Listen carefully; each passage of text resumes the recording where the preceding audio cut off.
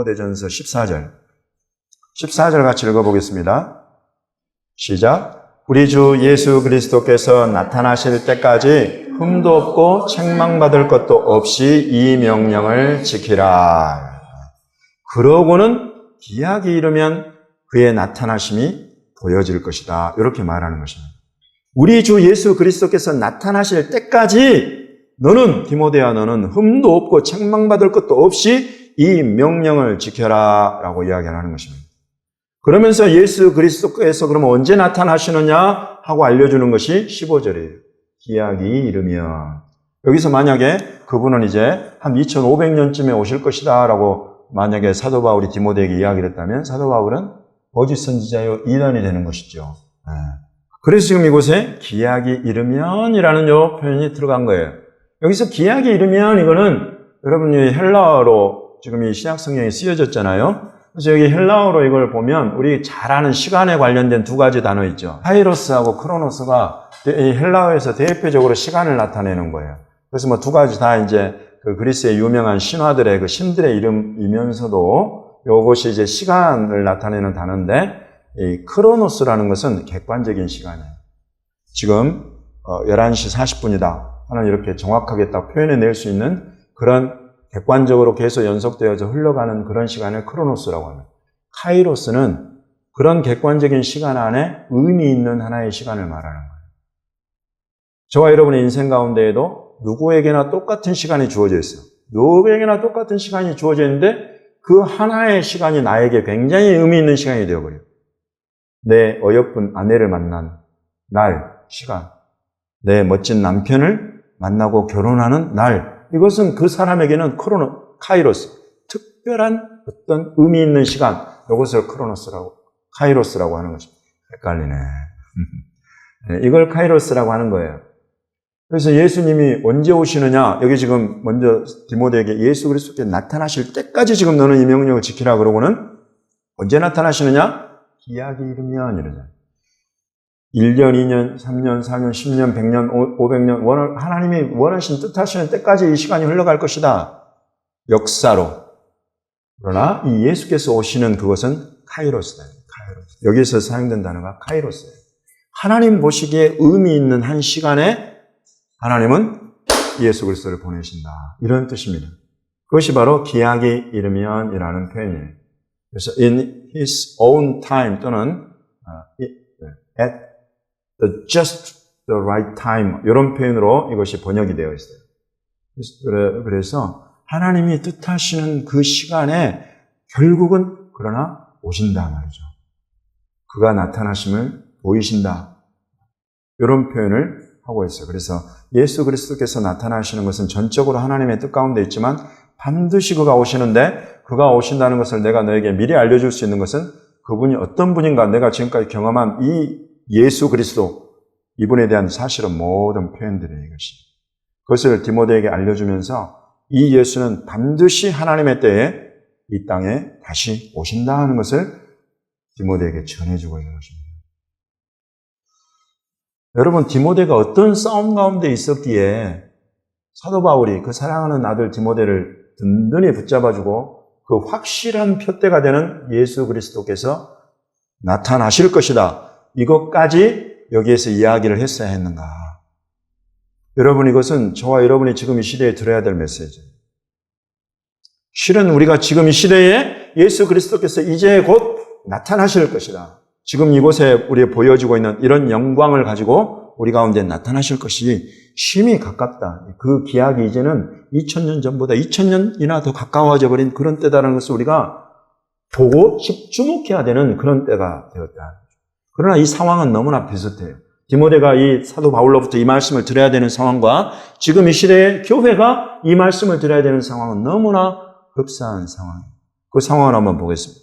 디모데전서 6장 3절, 4절, 5절 같이 읽겠습니다. 시작. 누구든지 다른 교훈을 하며 다른 말, 곧 우리 주 예수 그리스도의 말씀과 경건에 관한 교훈을 따르지 아니하면 그는 교만하여 아무것도 알지 못하고 변론과 언쟁을 좋아하는 자니 이로써 투기와 분쟁과 비방과 악한 생각이 나며 마음이 부패하여지고 진리를 잃어버려 경건을 이익의 방도로 생각하는 자들의 다툼이 일어나느니라. 아멘.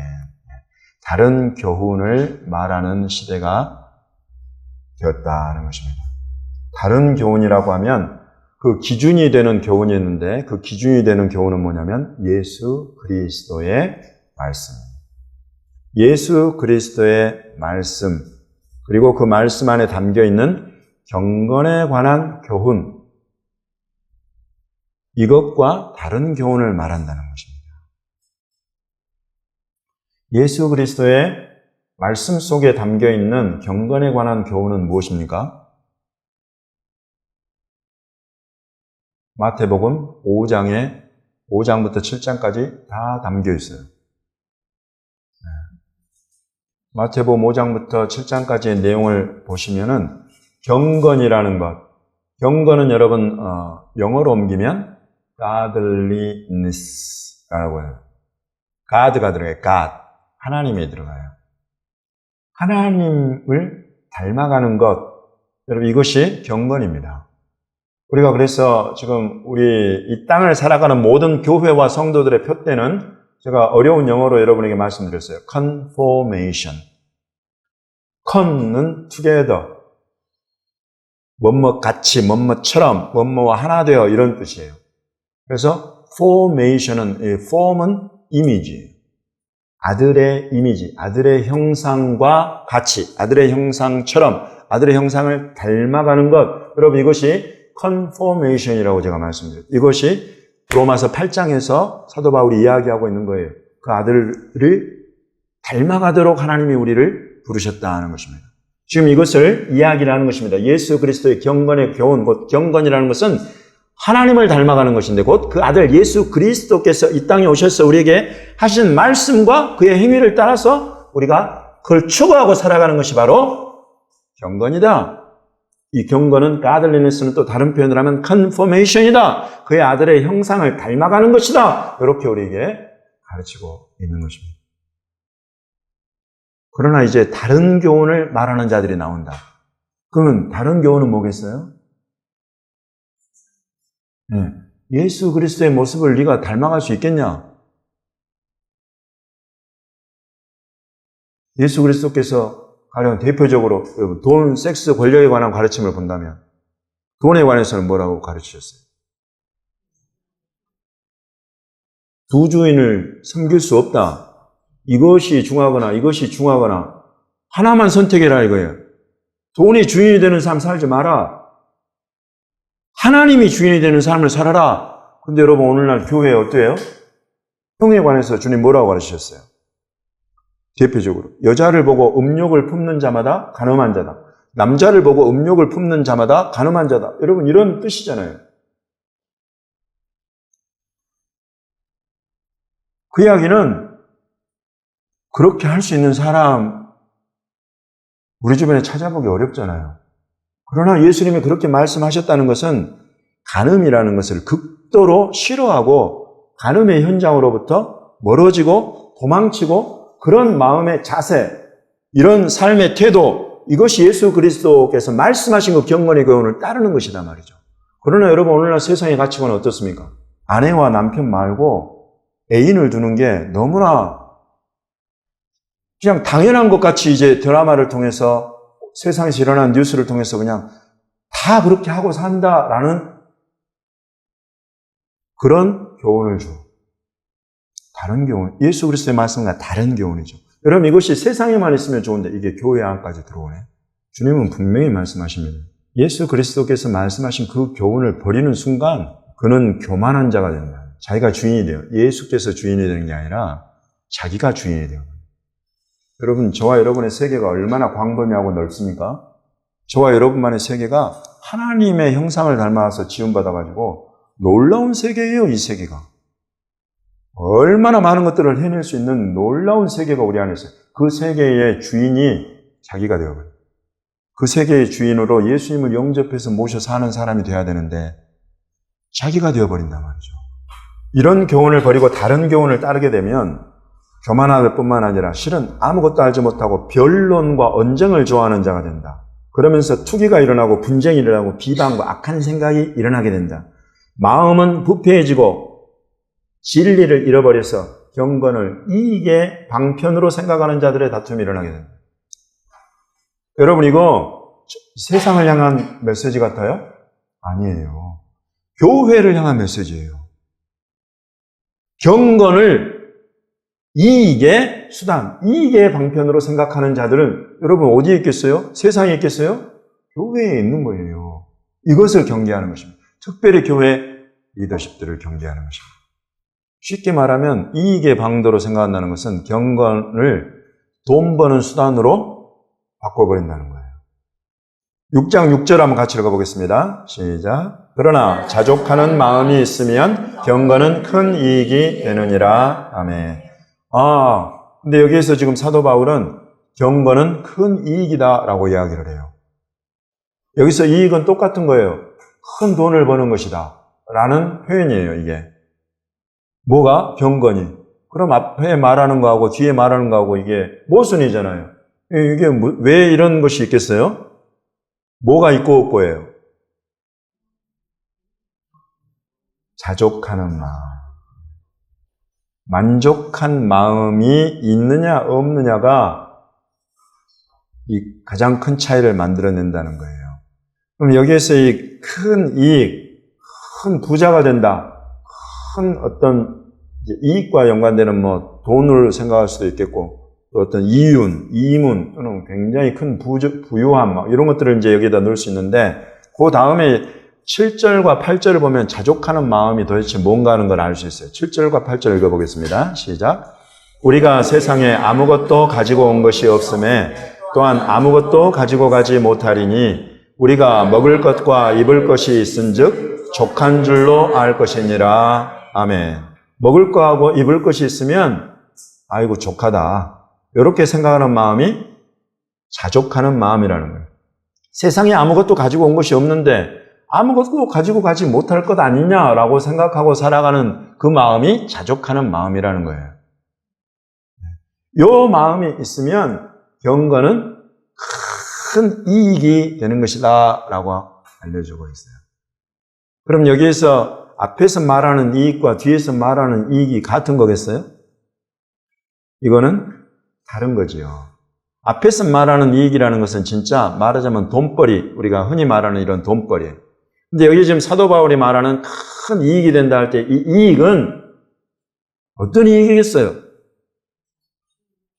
이 이익은 이 세상이 말하는 그런 가치, 돈으로 변환될 수 있는 그 가치, 그런 정도의 것이 아니다는 것을 우리에게 알려주는 것이 먹을 것과 입을 것 있으면 족하는 것이다 라는 이 말씀, 이 자족하는 마음을 풀어놓은 이 말씀 안에 있는 거예요.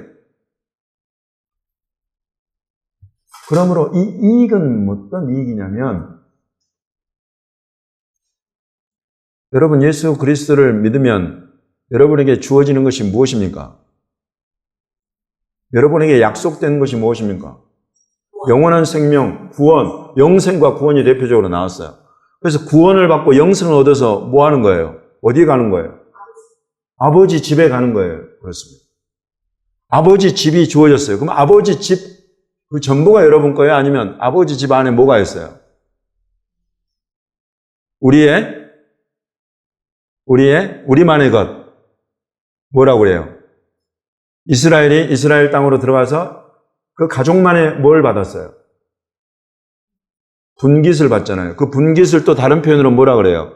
기업이라고 하고, 기업을 또 신약성경의 표현으로 하면 뭐라 그래요? 유업이라고 하는 거예요. 이런 것들 여러분 없는 사람들이에요?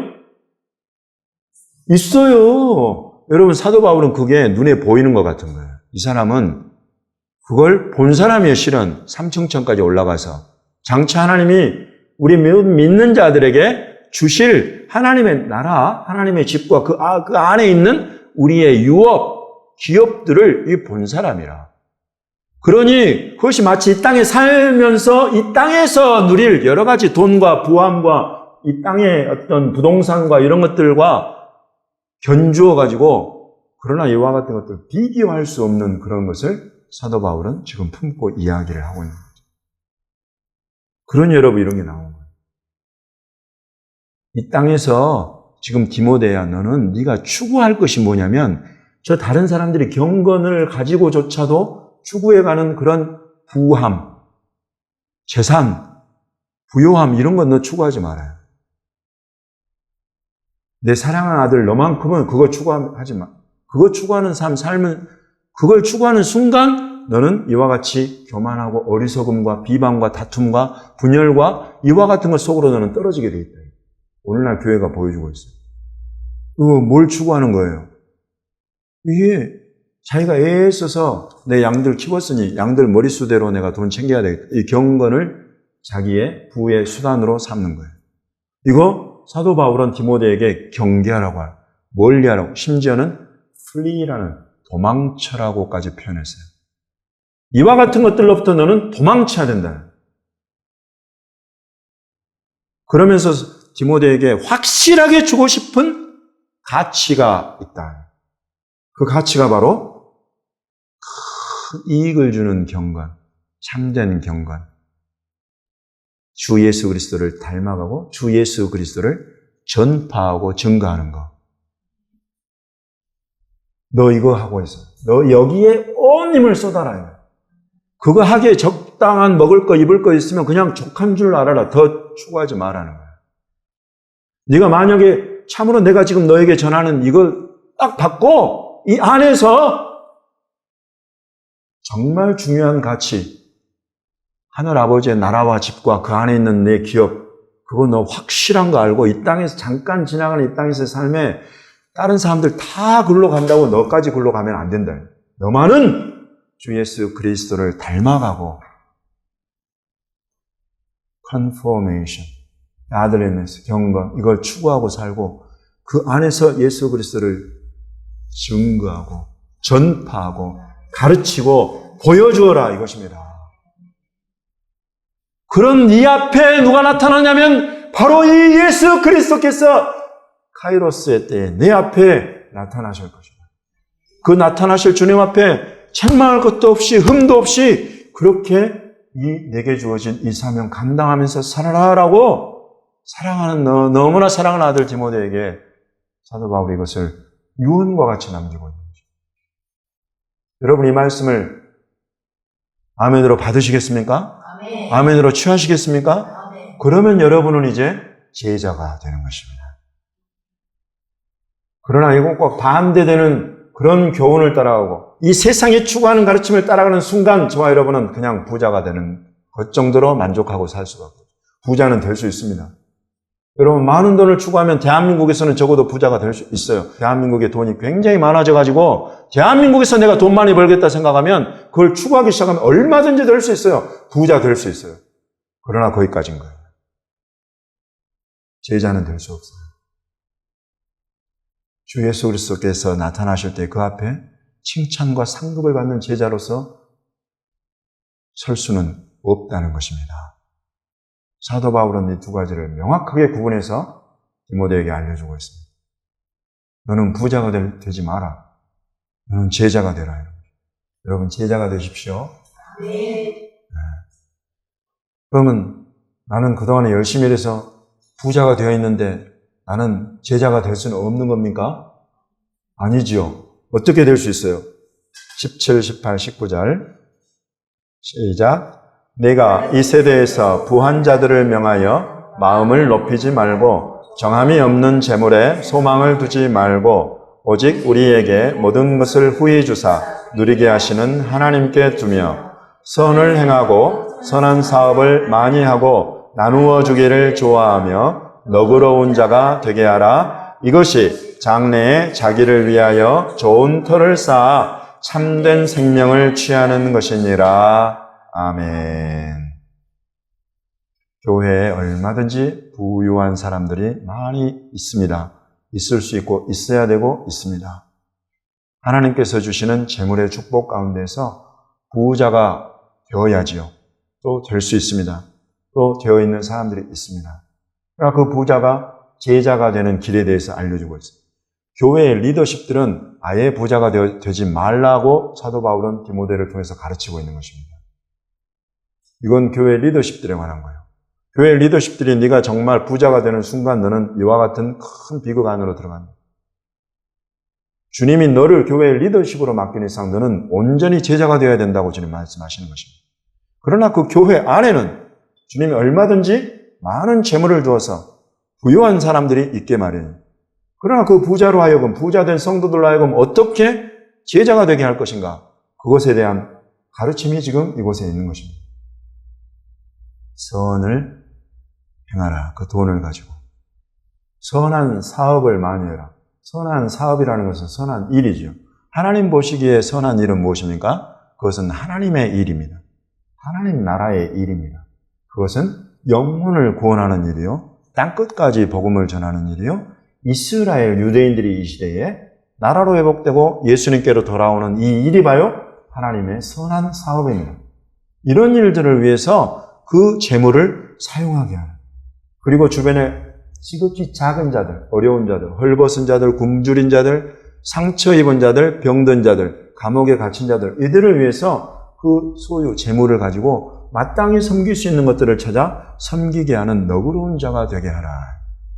그렇게 되면 이 부자도 또한 제자가 되어서 장래에 자기를 위하여 좋은 터를 쌓아서 참된 생명을 취하는 길이 된다. 이렇게 사도 바울을 이 두 가지로 구분해서 가르치고 있습니다. 그러므로 여러분 중에 나는 아예 교회 리더십들처럼 나는 이런 참된 제자의 삶을 살겠습니다 라고 결단하면 여러분 그렇게 하실 수 있어요. 우리 가운데는 주의 종들도 있고 사역자들도 있습니다. 특별히 주의 종들과 사역자들은 이 말씀에 완전히 딱 자기 시선과 마음을 고정할 수 있어야 돼요. 부자 되려고 애쓰는 순간 제자 되는 길은 멀어진다. 여러분 이것이 교회 리더십들을 향한 성경의 가르침입니다. 더불어서 이제 교회 안의 교우들을 향해서 주님이 많은 것을 주셨습니까? 많은 것을 가지고 너그러운 자로서 선을 행하고 선한 사업, 하나님 나라의 일들을 감당해 가기에 그 주신 재물을 잘 활용해가라. 그러면 부자인 제자의 삶을 살게 된다. 이 세대가 주님이 오시기 바로 이제 너무나 가까워지면서 벌써 재난의 시작으로 들어간 시대에 우리는 살고 있습니다. 그래서 주님 오실 때가 너무나 지금 가까워지는 거예요. 주님이 이 모든 일은 재난의 시작이라고 말씀하신 대표적인 것이 전쟁, 전염병, 기근, 지진 이러잖아요. 이것들이 지금 우리 가운데 이전에 어떤 세대도 경험할 수 없을 그런 규모로 지금 우리에게 와 있다. 이런 일들은 재난의 시작이다. 더 많은 난리와 난리의 소문들이 일어나게 될 것이고 더 큰 규모로 지진이 일어나게 될 것이고 여러분 이런 팬데믹도 3년 반을 전 세계를 도는 이런 팬데믹 여러분 이런 것이 재난의 시대 주님 오실 때가 너무나 가까워진 그런 시대에 그러면서 지금 말씀하신 이와 같은 것들 예수 그리스도께서 말씀하신 경건과 주님을 닮아가는 삶을 추구하는 그런 교훈과 다른 교훈을 교회가 말을 하고 정말 제가 여러분에게 하나하나 다 말씀드리지 못하는 게 안타까워요. 교회 지도자들이 어디서 이상한 영적 신비주의를 가져와가지고 동양의 인도의 이런 것들을 갖다가 교회를 가르쳐요. 온 성도들의 영향을 받아가지고 예수 그리스도의 말씀과 성령, 진리의 성령의 그 영성을 잃어버리고 세상에 이 가르침을 추구하면서 가게 되는 그런 교회들의 모습이 대한민국 지역 곳곳에서 나타납니다. 신천지 이단 이런 것들이 말할 것도 없어요. 이와 같은 때를 우리는 살아가고 있고 정말 깨어서 우리 주님의 이 말씀을 깊이 받고 순종해야 비로소 이제 주 예수 그리스도 오셔서 나타나실 그때에 책망받을 것 없이 흠없이 그분이 가져오시는 상급과 칭찬에 합당한 그런 삶을 살게 될 것입니다. 여러분 저와 함께 깨어 있으시겠습니까? 네. 저와 함께 우리 주님을 기쁘시게 하는 제자로서의 삶을 살기로 결단하십니까?